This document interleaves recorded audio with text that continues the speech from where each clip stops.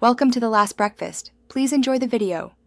You start by confirming the parent function and plotting its defining points. This anchors every transformation that follows. Next, mark a fine grid and choose a scale so units look proportional. Once done, place key reference points like vertex or period markers.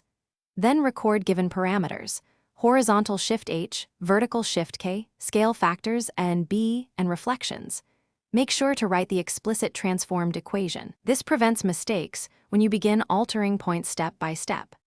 You now transform each reference point in a prescribed order to avoid confusion.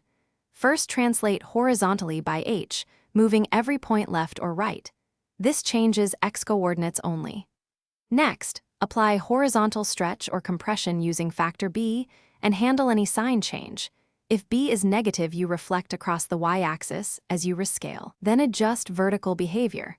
Multiply y values by a for vertical stretch/compress and sign reflections, and you finish by confirming global properties.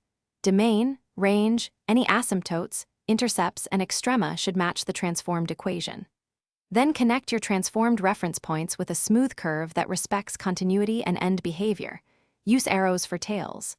If the graph looks wrong, stop and retrace the transformation order. Errors usually come from applying vertical changes before horizontal ones or misplacing negative signs. One quick fix: recompute just one reference point to isolate the mistake and correct the full sketch.